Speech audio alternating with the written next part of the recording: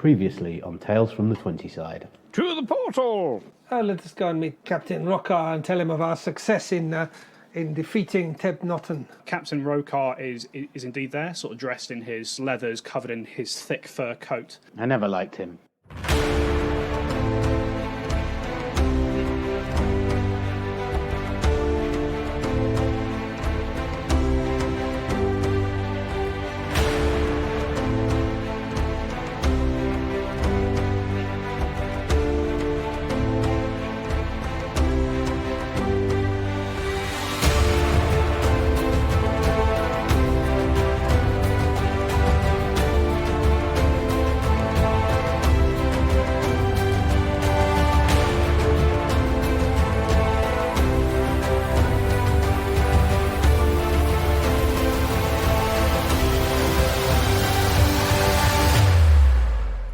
Everyone good? Mm-hmm. Yep, as good. Neil, you haven't passed out yet from the heat? I've got the window open now. Hey, he's going to survive, folks. So I'm hoping that it'll be quiet. The music stopped. There's still the occasional plane, but that's it. Well, if we get some extra ambience, I guess it saves Stu the job of editing in sound effects. The plane, boss, the plane. Yeah, if you just write in maybe a 747 into the story, that'll be nice. I can find a way to make that work. Anyway, welcome back, listeners, to Tales from the 20 Side, Pathfinder 2nd Edition Let's Play podcast. My name is Dom. I am your GM for this game and for others on this channel. And I'm joined by our regular cast members of Mr. Stu Jackson. Hello. Mr. Darren Mafucci. Hello. Sorry, I completely threw you there. I threw myself. Drinking water. I threw myself and I threw you by proxy. Takes a drink. And last but not least, Mr. Neil Kelly, who has yet to melt. Hi. How are we doing there, folks? Melting hearts, aren't you, Neil? Yeah, always, yeah. Breaking. There we go. Everyone have a nice little break there. It was alright. Cup of tea, Coffee. can of beer, Swig of water. drink of water, of course, very important. Stay hydrated, ladies and gentlemen. Hydration is very important in this day and age, and in any day and age. There we go. It's getting toasty now. It is a bit, isn't it? Nice and humid. Quite warm. Cool. Right. Before we descend into talking about the weather yet again, shall we crack on with the game, folks? Hey. Mm-hmm. Awesome.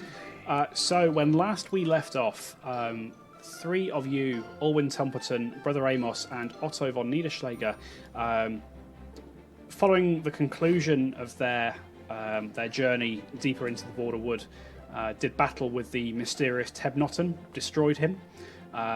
Met a rapidly dying old man on a warhorse who strode out of this winter portal, and were given a task by him, an important message concerning the fate of not just this region of the world where all the snow is falling, but potentially the wider fate of Galarian itself. With that done, you headed back to your campsite. And in the morning, your longtime companions, Lady Argentea and the half-orc known as Tenpenny, departed your company for pastures new. And the three of you decided that it was time to set off towards this winter portal and to see what awaited you on the other side. As you were moving away from your campsite, you encountered someone you were not expecting to see this deep in the forest. Travelling with an entourage of his men, you met up once again with Captain Rokar of Rokar's Raiders, who seemed pleasantly surprised to see you alive and well. Inquired as to how you were doing. You informed him that Tebnotten had been slain. You also informed him that Tenpenny had been killed in the fight, as was her wish. And you said that Lady Argentea had also departed for pastures new herself. Accompanied by her father's men, which I don't think he believed. Yes, indeed. And you parlayed for a little longer. It became quickly very apparent that your business between the two of you was concluded, and you were about to go your separate ways. Rockhart and his men turned and began to head back towards the High Sentinel Lodge. And just as you were turning away yourselves in order to head to the portal, you noticed a group of Rokhar's men break off from the main group and head vaguely in the direction that Lady Argentea and Tenpenny had been heading. You decided to follow them and just make sure that no harm came to your erstwhile allies. And as they rested underneath the shade of an oak tree, Lady Argentea and Tenpenny were ambushed by two of Rokhar's raiders, who between the group of you brought down and you slew. You slew one of them, and the other is at your mercy on the ground in front of you. And that's where we can't bring ourselves back in. So, adventurers, what would you like to do? We'll tie the bagger up, first of all. What did it say when he's tying up? Okay, so I'll tie him up. Before he regains consciousnness. Okay, so Brother Amos, you begin tying this bandit up. Give me a thievery roll, please, to see how well you can tie these knots. Thievery roll. I am trained in thievery.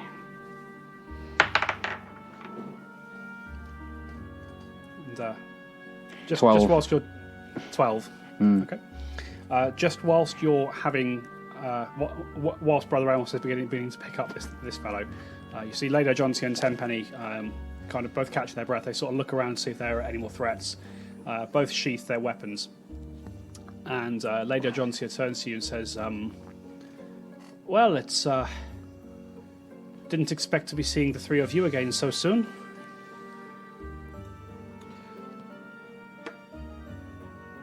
It was a surprise to us as well. Yes, well, you seem to be here at a very timely moment. Where did these two come from? Well, we ran into Captain Rockar, and we discussed the business with Threpnoton, and we agreed that our business was concluded. We told him that you had been taken away, escorted by your father's men, some of your father's men, and that Tenpenny, alas, had been killed. She had died bravely in battle, and there was nothing left of her remains.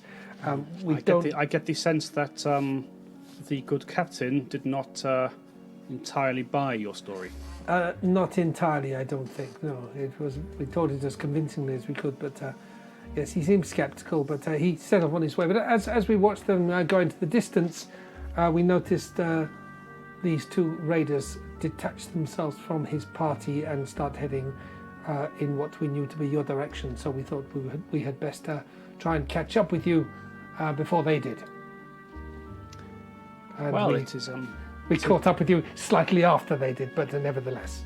It is. I must say, it is appreciated. I think we could have handled them, but we appreciate the assist. Thank you so much. Anybody hurt? I am. Oh, right. Okay. Get and heal his toes out and start doing a regular treat wounds. Okay, so spend 10 minutes patching up Brother Amos.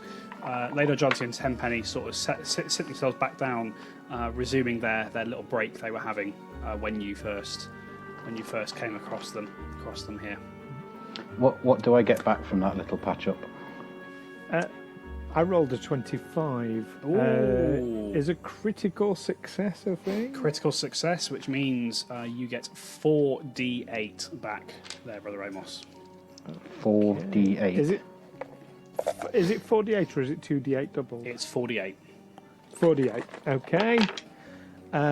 You have yourself back 20 hit points there, Brother Amos. Oh, okay. I'm back up to full. I think I'm getting the hang of this medicine. I think you are. Yeah, Oh, so yes. So the five of you kind of resting as a group again.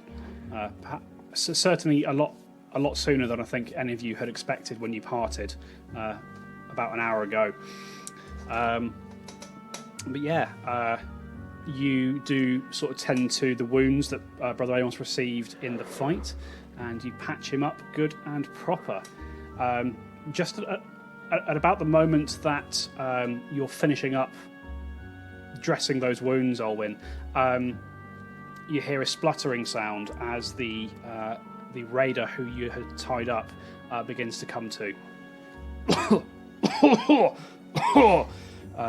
There's a splatter as quite a large amount of blood is hacked up from him. She might not want to be spitting that out. You haven't got much left. Says the medic. I'm always impressed by your knowledge of anatomy. Well, I'd have a lot more if you pricks hadn't cut me up, wouldn't I? You kind of bought that on yourself, I'm afraid. He has a point. Well, hang on. Yes, I'm with Brother Amos on this one. I think you launch an unwarranted attack. I mean, feel free to call me a prick again and see what happens. You're a prick. You start. Brother Amos kicks him in the face. Roll the attack. Oh gosh.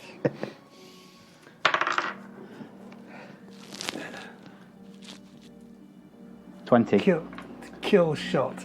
All right, and roll damage there.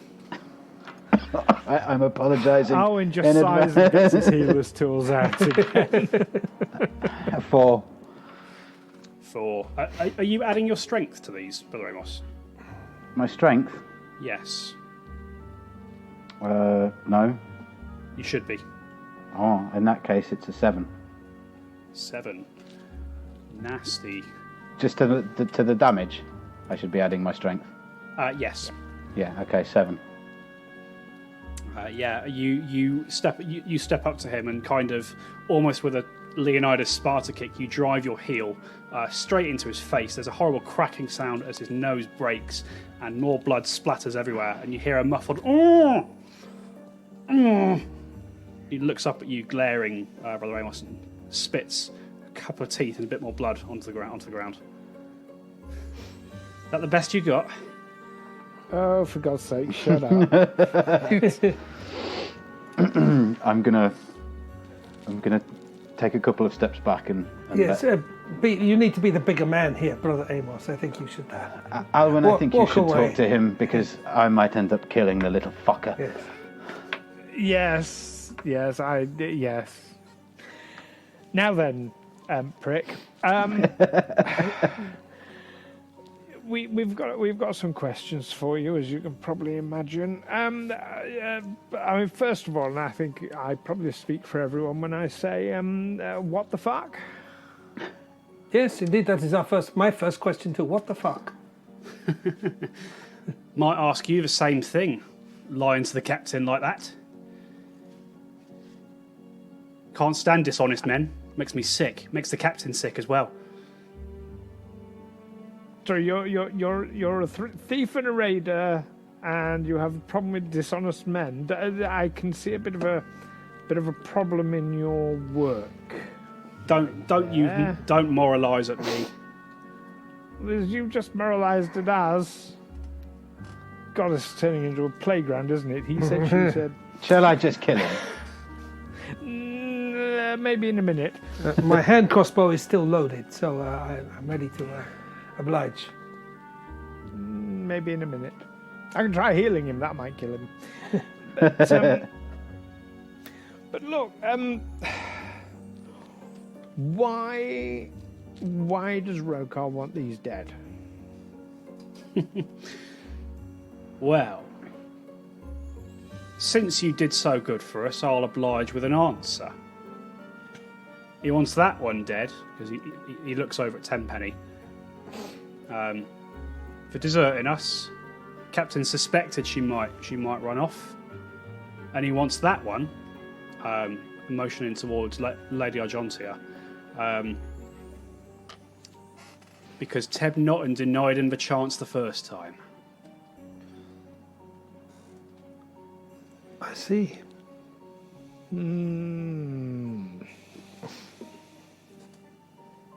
She was dumb enough to come walking back into this forest. He thought he'd see what he could do. Right, have we heard enough?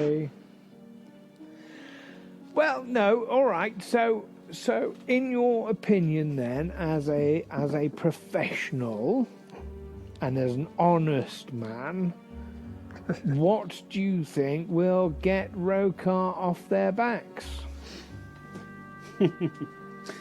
Long as they're in this forest, nothing.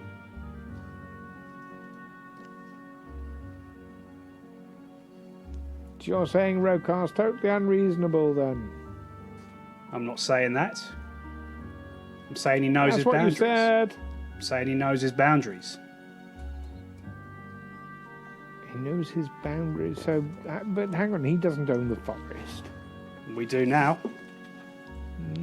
High Sentinels used to run it. They're all dead now, so now it's ours. Teb Norton comes in, thinks he runs it. He's dead. Now it's ours. Yes, but it sounds that saw off Ted. In fact, it was Tenpenny here who saw off Ted Norton. So that makes the forest hers by your logic. Well, Tenpenny's left the Raiders.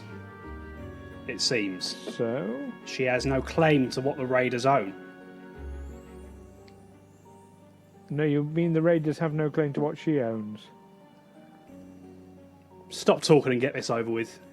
I think you need to get your lawyer. Stop talking and get this over with. And he glares over at Brother Amos.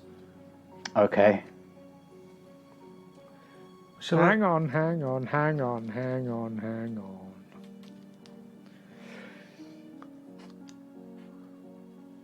I'm Right, hanging. everybody over here for a huddle. I think it's going to move away from the prisoner, Okay. out of earshot. I think we should. I think we should let him go. He'll run off to Rokar, who will then come and find us. And then we can kill all of them. Resolve this. We can talk to the organ grinder, not the monkey. Get it all resolved and all go home and have,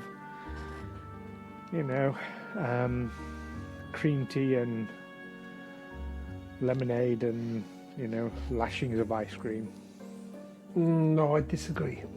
I disagree. Yes, I think we should kill this one, and I think we should just leave Captain Rokar wandering, and we should go about and about our more important mission through the portal. And I don't know about Lady and Tenpenny. Sorry, I'm losing the power of memory. But no, I think we should just. I think we should just stay out of Rokar's way. If we encounter him, we encounter him. But I don't think we should go looking for him or give him any reason to believe that his scouts have been so catastrophically unsuccessful. All right, but if that happens, so we kill him or leave him here. incapacitate. Incapacitate. I think if he's incapacitated, let's not go around killing people. That's Well, I haven't produced not very flame nice. today. I'm kind of self-defense is one thing. Your but, fingers are getting itchy. yes. But if we were to incapacitate him and leave him, and we go back to the portal, and Lady Argentea and Tenpenny go on their way, what's to stop Captain Rokar from finding Lady Argentea and Tenpenny and killing them? Maybe they should come with us. What's to stop him doing that anyway? I don't think we should seek out Captain Rokar. They don't want to come with us, though. Well, the situation has changed somewhat now. We're going to ask them. Lady Argentea, Tenpenny, do you want to come with us? After all. And they sort of look at each other for just a moment, and she looks back. Lady Argentea looks back to you, Alwyn, and she says, "Thank you, but no. Tenpenny reckons we are at most a day away from being out of the forest on the northern side. From there, it's a short journey to the road, and we can either follow the road to Heldron, or perhaps we'll meet some friendly faces on their way there. You might meet some unfriendly faces as well. That's the problem. But look, we can't force people to come with us. That's, hardly fair. At least now they are aware that Captain Rokar is out and about and looking for them. Well, yes, and if he's got 10 of his men with him, being aware is not going to do bugger all. It's a big forest. Brother Amos, we're at an impasse here. I mean, if it Break were up this to down. me, I'd kill every last bandit in this forest. That's I want That's Rokar's head nice. on a stick. There's a serving suggestion, or As an entree. No, that's dark. Like- Should Lady cheese and Argentea pineapple. and Tenpenny, what do you think? Will you cope? Will you manage to get out of the forest without our assistance? They sort of look over. Again, they look at each other, and Tenpenny pipes up and says, "Yeah, well, I think if it's just a couple of them at a time, like it was here, sure we can handle ourselves. We just need to be a little more alert. That's all." But if they discover that their whatever raiding party's been demolished like this, they're more likely to send larger numbers. How many did this group you met with Rokar? How many were there? Well, there was just Rokar and 2 of these undead abominations. But no, he had a few of his men with him.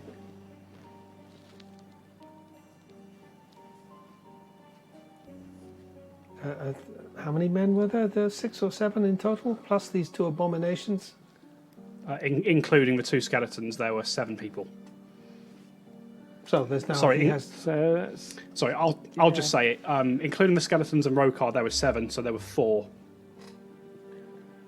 of the bandits. 4 bandits plus Rokar plus the 2 skeletons. So now there are there's 2. 5 of them left, and 2 of them are undead bastards. Deadies. And do you say this to Tenpenny? Yep. Okay. She says to you, well, by the sounds of it, when Isolde's attacked the lodge the first time, we lost a lot of men. I don't think Rokar's got that many more. Maybe 2 left at the lodge, including what you saw there. But what about those abominations? What are they? What are they capable of? I don't know. I've seen Rokar raise them, you could say.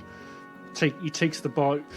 You remember I was saying he does weird stuff with dead folk?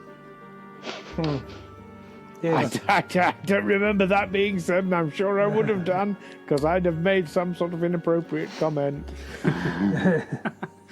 Well, I thank you for your restraint in this very serious moment, Alwyn. Oh yeah, sorry. Yeah, no, he does weird stuff with bodies. I've seen a couple of folk who fought with the raiders.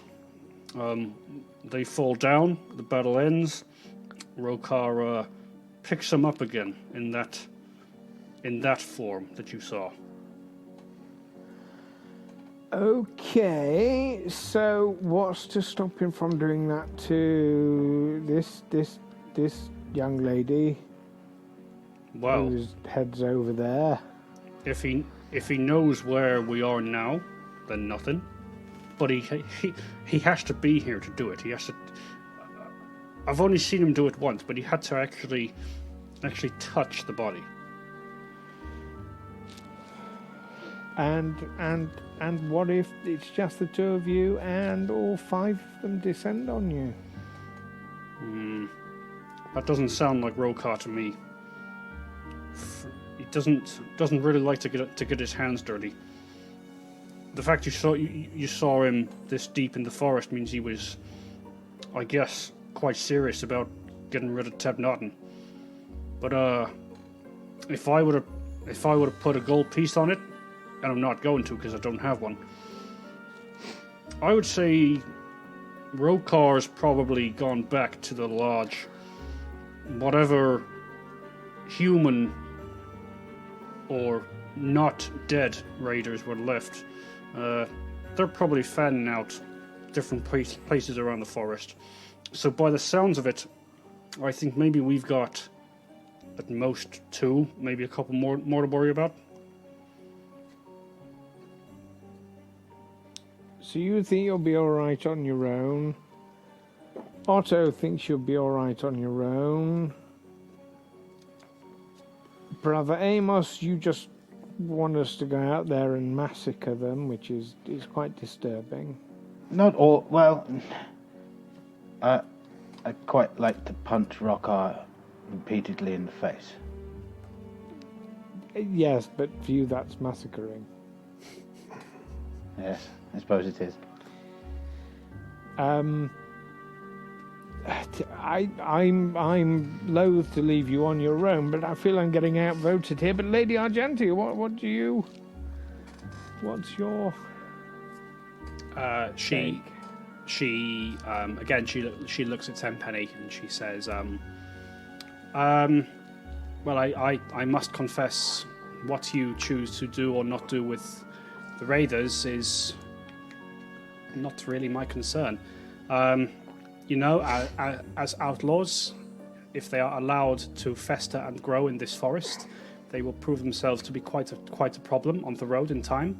But I'm confident that we can get out ahead of them and avoid any more encounters with them.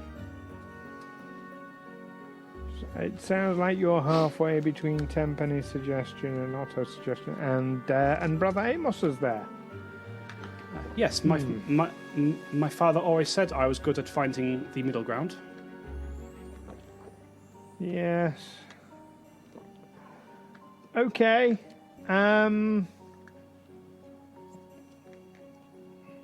I've heard about this democracy thing, although the idea of just anyone having a vote sounds a bit dangerous. But okay. Okay, we'll leave you to it. But Otto and Brother Amos, how about if we head back to the portal, but in the general direction, sort of almost taking a veering approach round where we think Rokar sort of might have been, so that if he was chasing after Tenpenny and Lady Argentea, we'd sort of bump into him. That sounds perfectly reasonable to me. Yes, I can live with that. Perhaps we can just deflect him. well, we hope you can live with it. I mean, you're yes, not looking for a fight. Perhaps we can persuade him that he's barking. Oh yes, words. And then once he persuades him, then perhaps Brother Amos can kill him. I once had it explained to me by a scholar that the pen is mightier than the sword. I killed somebody with a pen once. Yes, fucking sharp pen. Yes.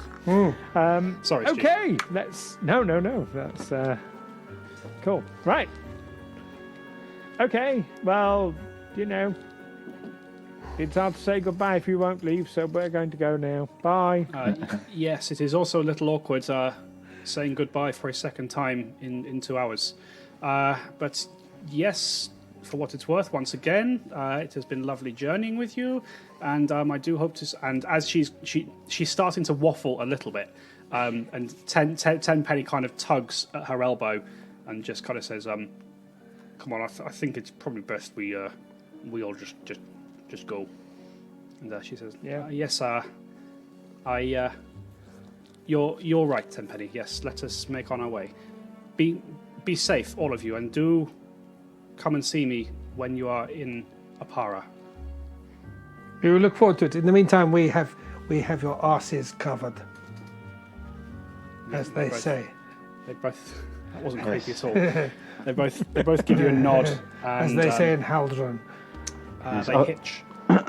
They hitch their packs and they begin moving off in the direction that they were moving beforehand. Yes, as a reminder, I don't think you're in anymore.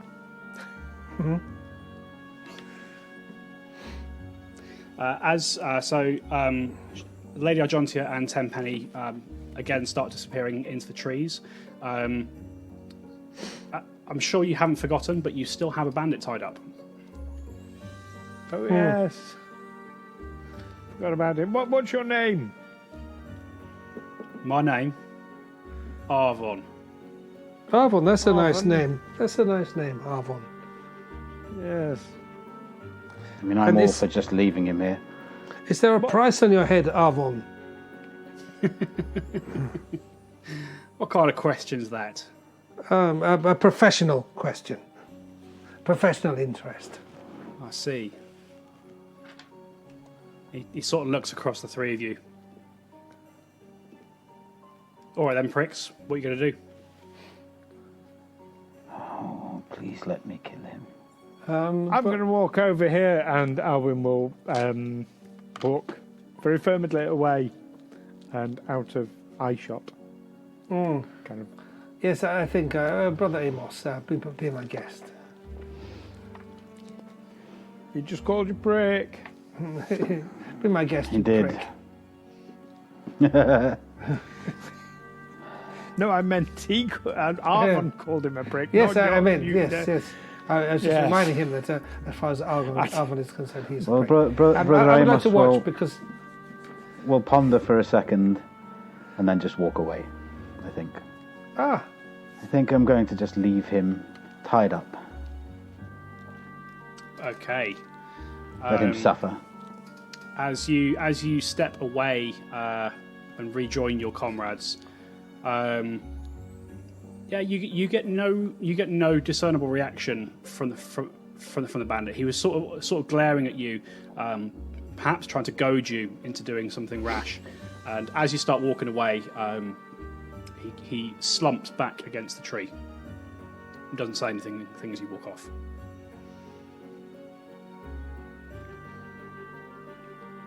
Well, that was quiet, Brother Amos. I was expecting more screams. I thought better of it. Left him. Oh, hang on. Wait here a moment. Alwyn will rush back. Oh, you come to do what your friend hasn't got the balls to. He's going to get a strip of cloth from his cloak and he's going to gag him. All right. You stuff this strip of cloth into his mouth. Yeah. Right. Leave him to it. Okay. You rejoin your fellows. Don't want him shouting for help, do we? no. Okay. As you rejoin Otto and Brother Amos, what is your intention here, folks? Wow. To head back to the portal. Head back to the portal. But kind of on a route that takes us roughly where we think Rokar might be coming from if he was sneaking up. Okay. I'll tell you what. Let's have survival rolls. Yeah, let's just have survival rolls from everyone. 13. 13, 19. 19, 14. 14. Okay, decent rolls all round there. Between the three of you, you start walking back towards in a vaguely southerly direction. And as you're walking, you correct your course to bend slightly southeast as if you're kind of heading in the vague direction of the Sentinel Lodge. As you suspect that based on the direction that Rokar was heading, if Rokar did have any more people out here or was coming out here further himself, it would likely be from that direction. So you start traversing loosely back towards the lodge, and half an hour, 45 minutes of walking goes by. You hear a couple, the three of you, quite on edge it seems. As you're walking, you hear twigs snapping here and there, and it seems that almost every time you turn and look, there is a deer or some other animal just picking its way through the forest, and no threats as far as you can see. Let's have perception rolls from everybody, please. Sorry, actually, not everybody, just Alwyn. 16. Okay. 16. As you're kind of partially leading the group back towards the path, just in your peripheral vision, off to the right-hand side, you see a flash of light. Shh! Did you see that? No? What? That's somebody flashing in Oh, the woods. Come on. Now head in that direction. Okay. So you move in the direction that you saw the flash of light come from, and as you kind of step round a tree, you see nestled in a little hollow beneath the roots. You see what looks to be a skeleton of a vaguely canine creature. It seems to have something around its neck. Examine what's around its neck. Okay. As you approach the skeleton, Alwyn, you hear a slight whisper in the back of your mind. Give me a wisdom roll.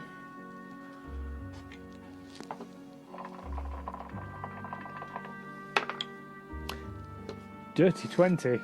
Dirty 20. Okay. The whisper starts in the back of your mind, and it coalesces into a more recognisable sound. And after a brief second, it forms into the howl of a wolf at midnight. Oh! And as that voice, as that howl trails off, you hear another whisper kind of float into the other side of your head that just says, "Master."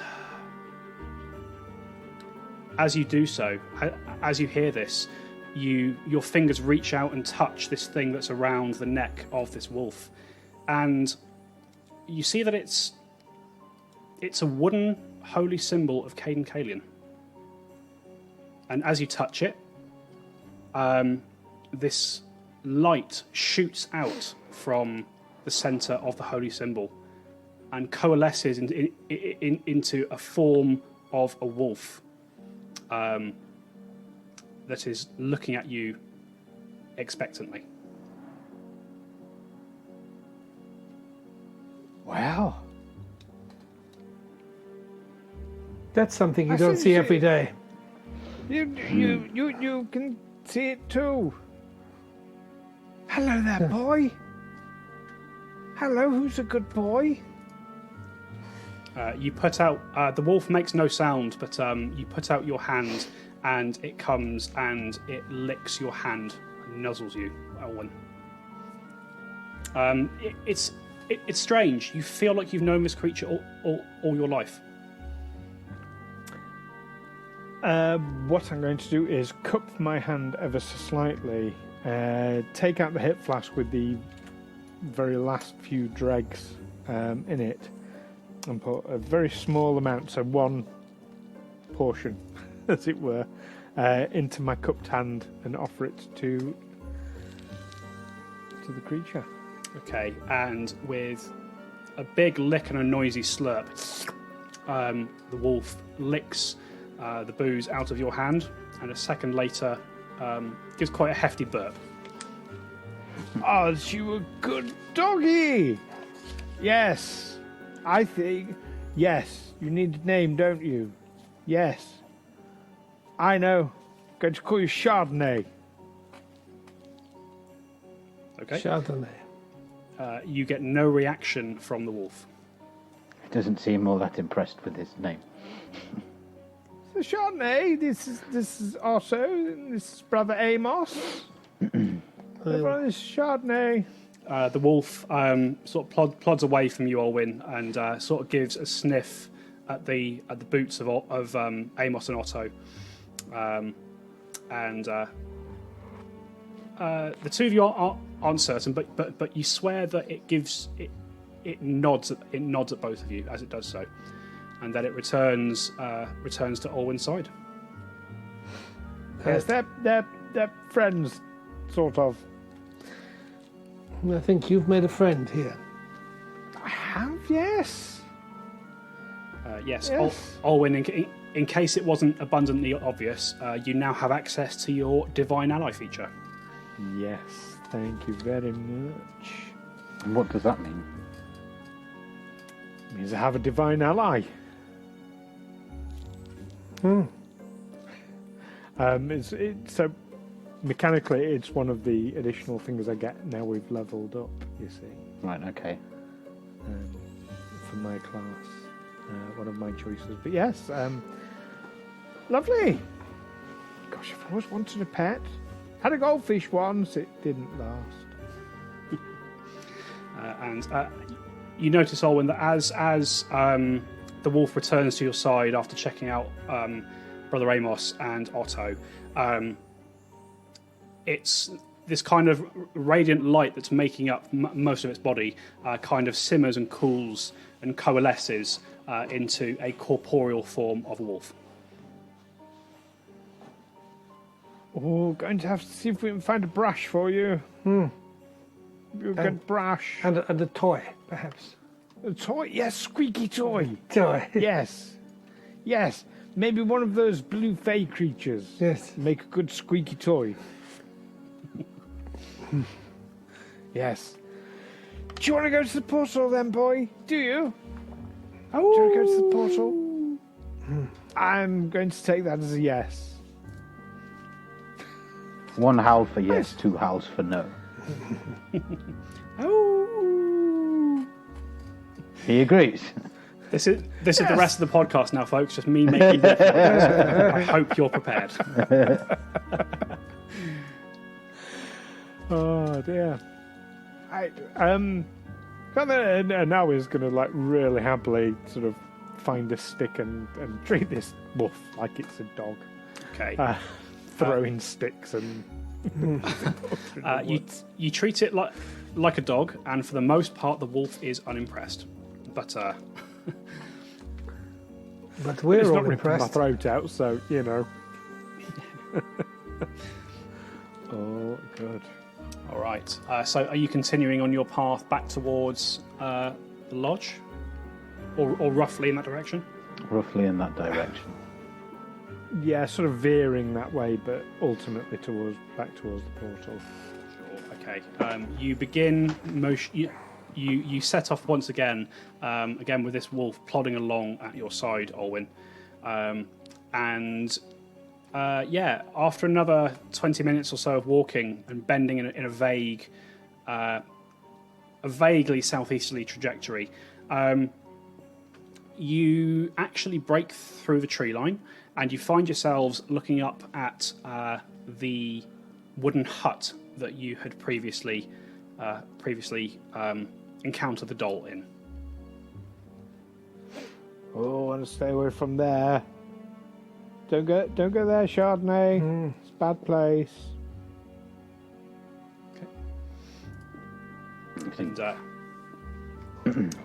are you doing anything here, or are you just moving on past it?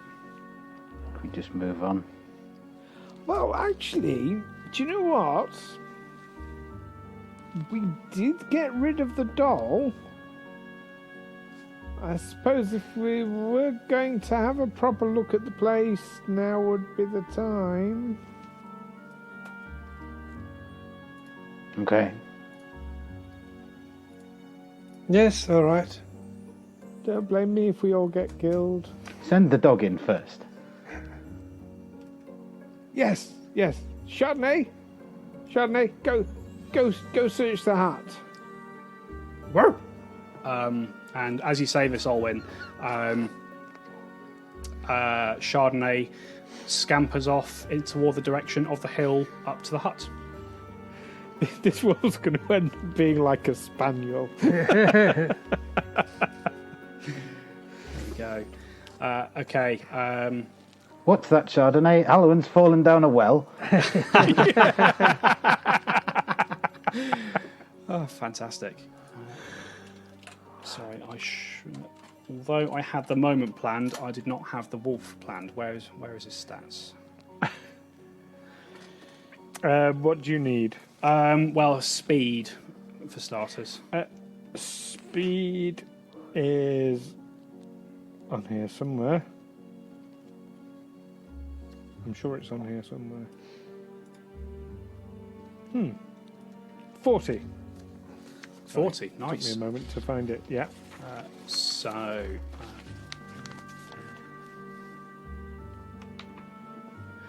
You watch as Chardonnay scampers down kind of the western side of the hill, which is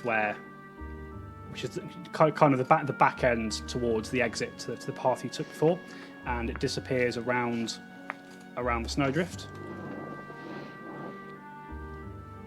And you wait for a moment, and about 10 seconds later, you see appearing at the top of the hill and looking down to you, you see Chardonnay.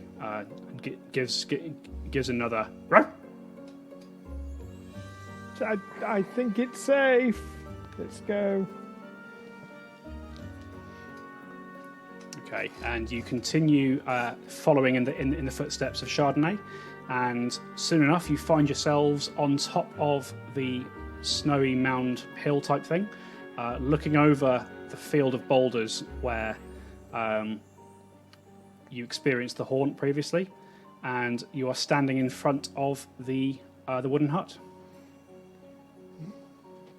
Alwyn's just going to go inside. He knows no fear. Okay. I mean, he might soon, but as you step into the hut, you see that. Alwyn didn't actually look inside before, did he? He just walked past it. walk past. Yeah, Sure. So Alwyn, you see that the inside of this hut, it's not massive. It's 20 foot square. The walls are completely barren, and the only thing that is of any interest is this wooden throne type chair, dead center in the room, looking out toward the field of ice boulders. There is nothing in it.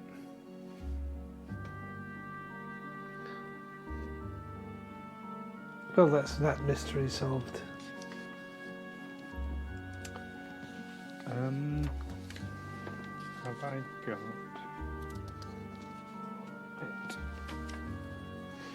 it?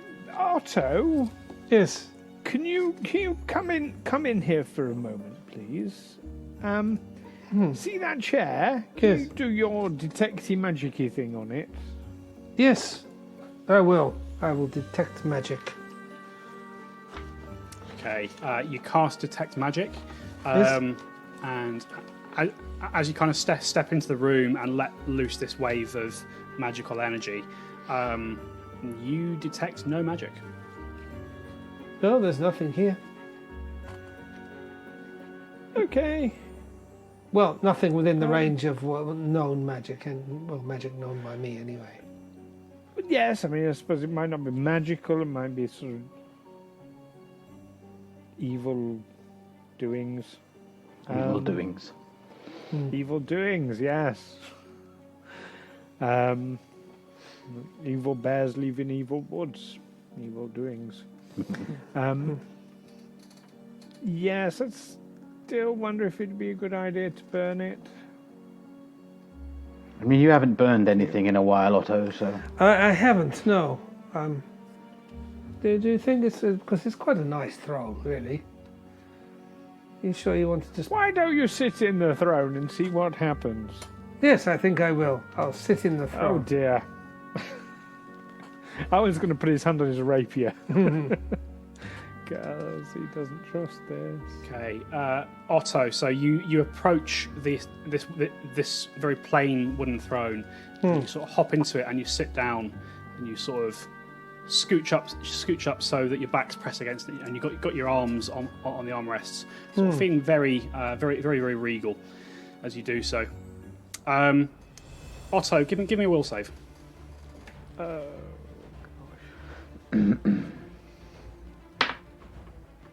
Oh. That's not good.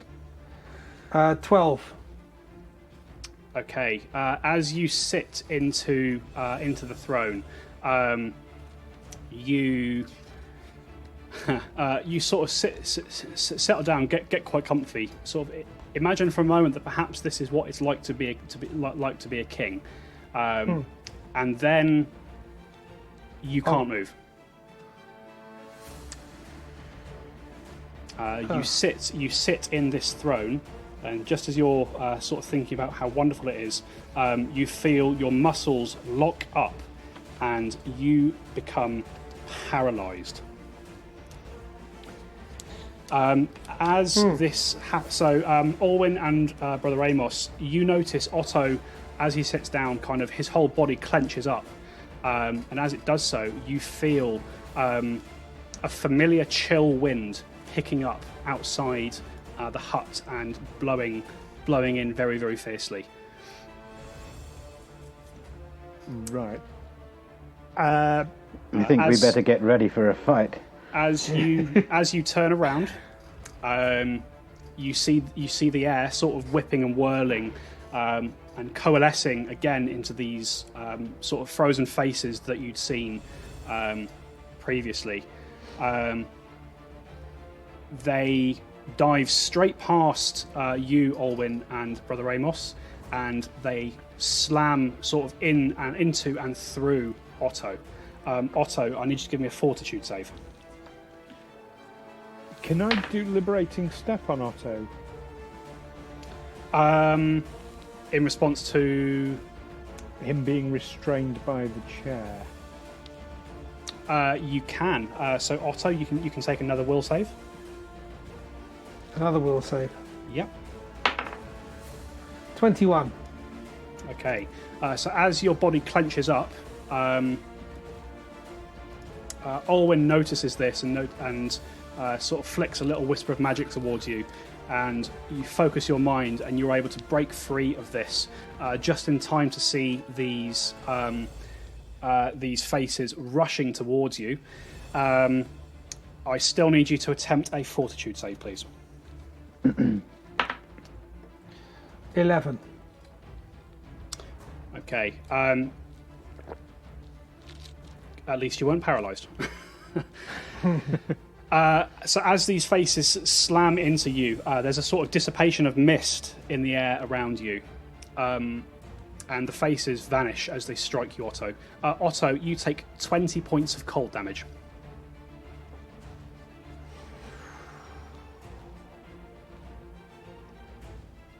Should have just burnt the fucker.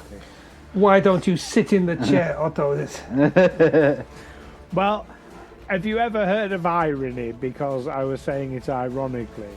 Yes. I expect you to go, oh no, I don't want to sit in the chair, and then like that would prove my point. Otto, you take as you take this take this cold damage, your head is just filled with screaming.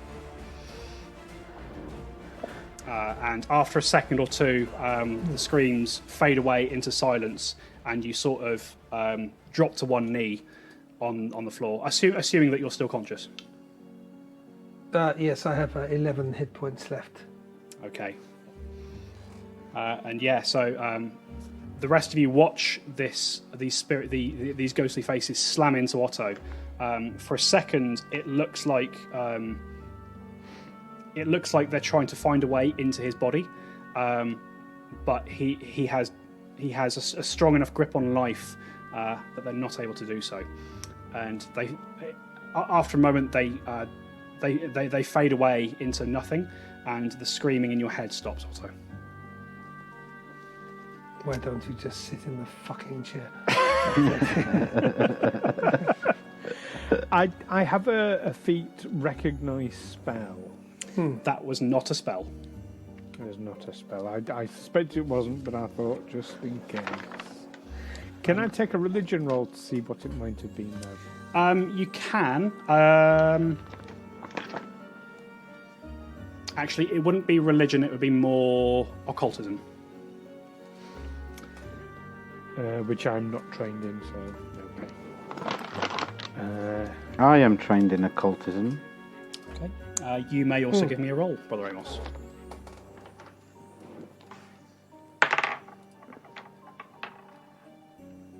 17. 17. Alwyn? Oh, sorry, I wasn't going to do it because I'm not trained. Oh, I see. I mean, you can make the roll, but it's going to be a high DC for you. Okay, and I'm on -1, so yeah, rolled 11, so 10. Okay. Brother Amos, yours was a 17. Yeah. Okay. Whilst you don't know much about the specifics of this phenomenon, you are aware that sometimes through trauma or magic or other means, usually through trauma, spirits can be bound to this world against their will. And when such a thing happens, it manifests itself as a phenomenon known as a haunt. So are they bound to the throne? You don't know. With that occultism roll, you don't know. We can make an assumption. You know of this phenomenon, but you don't know all that much about it. Okay.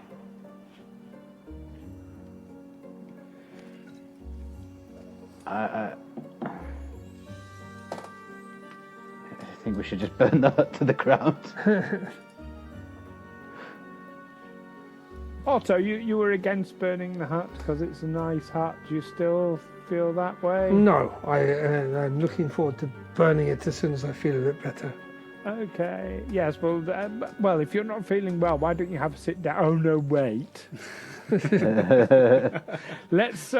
I think yes. Burn it down, and then I'll take you away, and I'll give you a bit of a healing. Make you feel all better. Burning it down will make me feel better. Yes. So I will produce flame. Yes, it's not in a practical sense. It won't make you feel better. Well, you never know. Just emotionally. Emotions are very important. Yes. So I will produce flame. Okay. And is the intention just to burn the hut to the ground? Yes. Okay. It's going to take a little while. The hut is constructed of. It's fairly well constructed of reasonably thick logs. So it is going to take a bit of time to fully set it burning. Particularly as produce flame. Although it's magic, it's not all powerful. So you do have to work at it a little bit. Haven't you got other fire spells you can use that might do it more quickly? Otto, you look like you're struggling there. Well, this will do it. But not really, no. So over the course of about 10 minutes, Otto sort of... It's weird. It's almost ritualistic in fashion as Otto moves around the hut, sort of setting fire to Put my teeth in, try again. Strategic places around the hut. And toward the end of this 10 minutes, the whole hut is beginning to smoulder, and as you pop one last ball of produced flame onto an area above the door, it catches something on the innards of the wood, and the whole thing begins to burn. And it warms me up. It does warm you up.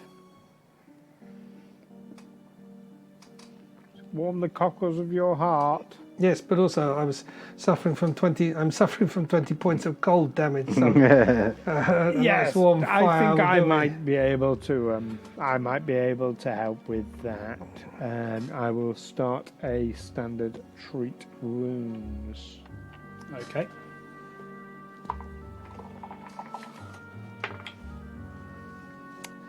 Uh, 25. Sure. So that's 4d8 back to you, Otto. What does 48? I roll it. Ah. 3, 4. That was really shit. 6. I get 6 back. 6 hit points back. On 4d8. Wow, Stu. 48. 2 1s and 2 2s. Oh no. Fantastic. How unlucky is that? It's pretty unlucky. But I haven't killed him, so, you know. There we go. Pros and cons. Indeed. Swings and roundabouts. Swings and roundabouts. Yeah. But anyway, as you sit there tending to Otto's, he doesn't have any injuries, so to say. But you sort of you notice his skin is kind of cracked and showing a lot of the early signs of frostbite, which you treat, and you do warm him up as best you can. And as you sit there treating Otto's wounds, with the hut burning in the background, that is where we're going to end for that session.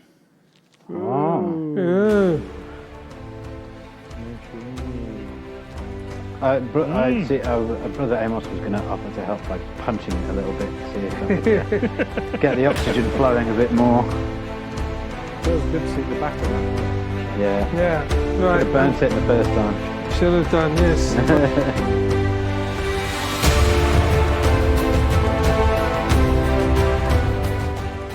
Tales from the 20 Side is a Feagle Films production in association with Juicy Falls. Music by Nazar Ryback from hooksounds.com, editing by Stu Jackson. Find us on Facebook, Twitter and Instagram by searching Tales from the 20 Side or by visiting talesfromthe20side.com.